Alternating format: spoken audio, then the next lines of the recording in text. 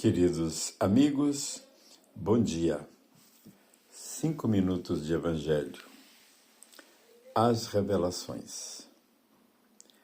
Desde sempre, esse Deus maravilhoso, esse Deus vivo, esse Deus criador, protetor, condutor do universo, ele existe. Mas houve uma época em que acreditava-se em muitos deuses. Eram deuses materiais, eram esculturas, objetos, e que eram adorados como sendo provedor de grandes prodígios, como chuva, colheita, tempestade, trovão, etc. Então, a ideia de um Deus único, ela é antiga, né? Antes de Moisés. Atribui-se a Moisés a primeira revelação, revelando esse Deus verdadeiro, Deus vivo, ao mundo. Mas antes disso, né? Antes de Moisés, Abraão, Isaac, Jacó já eram assim devotos, né, desse Deus vivo e que conversavam com esse Deus vivo. E então Moisés veio e com uma proibição, mostrou esse Deus agora como sendo o Senhor dos exércitos, um poderoso, um poder absoluto, e que perseguia, e que era para ser temido, e então ficou essa revelação a partir de Moisés, muito embora o pessoal já conhecesse, né? A segunda revelação ficou centralizada em Jesus Cristo. Esse agora foi um grande avanço, né? Um grande avanço.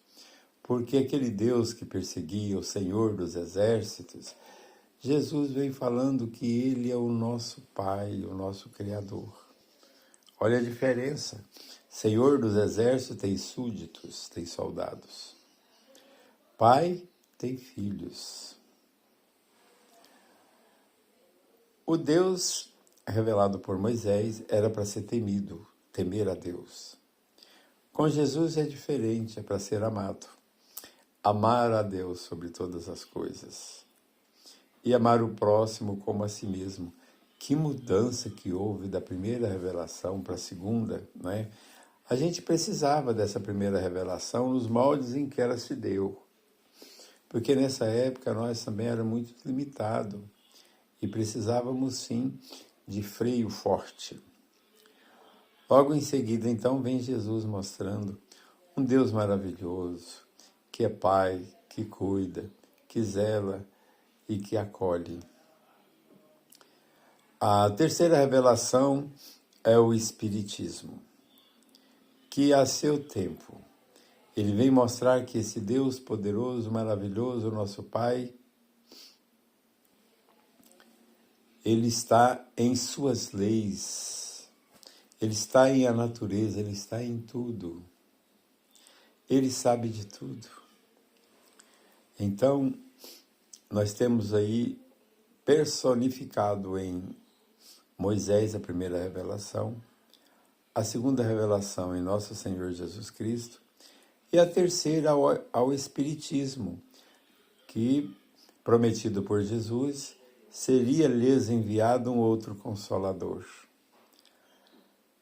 E que esse ficaria conosco para sempre. Que é o Espírito de verdade, que nós não o conhecemos. Mas aos seus discípulos ele disse, conhecê-lo-eis, porque está em vós. Queridos, vejamos, não ficou centralizado na pessoa de Kardec. Kardec foi apenas o codificador. E nem a tal espírito, mas aos espíritos. Ficou então centralizado o Espiritismo, a terceira revelação. Revelação consoladora, que fala da vida após a morte, que fala da comunicabilidade dos espíritos, que fala da vida espírita, que traz tudo para nós, da reencarnação. Quantas belezas! Aqui nós comentamos alguma coisa do primeiro capítulo do Evangelho segundo o Espiritismo. Leia o Evangelho. Muita paz.